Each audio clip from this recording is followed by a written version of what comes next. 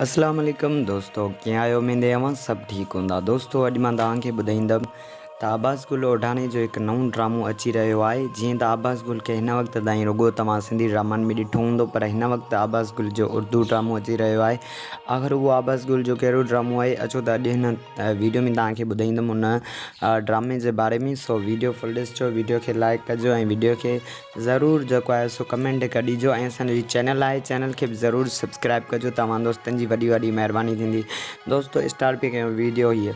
सो तव्हांखे ॿुधाईंदो वञा आबास गुल ओढाणी जी जेकी स्टार्टिंग थी उहा पंहिंजनि पड़ावनि खां स्टार्टिंग थी ऐं पंहिंजनि पड़ावनि में सैयद शिराज़ जिलानी साहिबु उनखे हिकु किरदारु ॾिनो हुयो, जेको हिकु बहितरीनु किरदारु जबल जे नाले सां उनखे मिलियो हुयो ऐं उतां उन जेको आहे पंहिंजी स्टार्टिंग कई ऐं उतां उनखे वॾो नालो मिलियो ऐं नालो मिलियो त हिकु डायरेक्टर सुठो हुयो जंहिं उनखे बाक़ाइदे अॻिते आंदो ऐं ड्रामे खे जेको आहे सो जबल सुठो हिकु माना ड्रामे खे बि अॻिते जबल हिकु वधायो ऐं सॼो जेको हथु हुयो डायरेक्टर जो हुयो जंहिंजी एॾी महिनत हुई ऐं उनखे लॻो त मां जेको आहे सो आबास खे मौक़ो ॾींदुसि जबल जे किरदार में त उहो सुठी परफॉर्मेंस कंदो ऐं सुठो मतिलबु उहो ड्रामो कंदो। सो उन खां बाद में जॾहिं उनखे मतिलबु इहा परफॉर्मेंस कई वई, आबास गुल ओढाणी इहा परफॉर्मेंस कई वई त उन खां बाद में आबास एॾो मशहूरु थींदो वियो, आहिस्ता आहिस्ता थींदो वियो।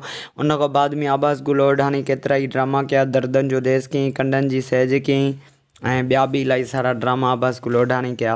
उन खां बाद में जेको आहे सो दोस्तों मां तव्हांखे ॿुधाए रहियो आहियां हिन वक़्तु आबास गुल ओढाणी जेको आहे सो हिन वक़्तु जेको आहे हिकु नओं ड्रामो उर्दू करे रहियो आहे जेको PTV होम ते आहे। उन ड्रामे जो जेको नालो आहे दो घूंट ज़िंदगी ड्रामे जो नालो आहे। सो हीउ तमामु जल्द अवां दोस्तनि खे ॾिसण में ईंदो PTV होम ते। ऐं उन खां अलावा सिंधी ड्रामो दर्दनि जे देस में बि आबास कमु करे रहियो आहे, यानी हिन वक़्तु आबास ॿिनि ड्रामनि में कमु करे रहियो आहे। हिकु आहे दो घूंट ज़िंदगी ऐं ॿियो आहे दर्दनि जो देस। जेको दर्दनि जो देस आहे उन में सभई अदाकार तव्हांखे ॾिसण में ईंदा। आबास जो हिकु अनोखो किरदारु हूंदो ऐं जेको उर्दू ड्रामो आहे उन में आबास तव्हांखे हिकु स्टाइलिश ऐं उन जा वार बाक़ाइदा ॾिसण में तव्हां ॾिसंदो तव्हां अजब में पइजी वेंदो। सो दोस्तों अॼो कोई हीउ वीडियो आबास जे बारे में। सो महिरबानी करे तव्हांखे वीडियो पसंदि आयो त असांजे वीडियो खे लाइक कमेंट ज़रूरु कंदा। वॾी वॾी महिरबानी अवां दोस्तनि जी।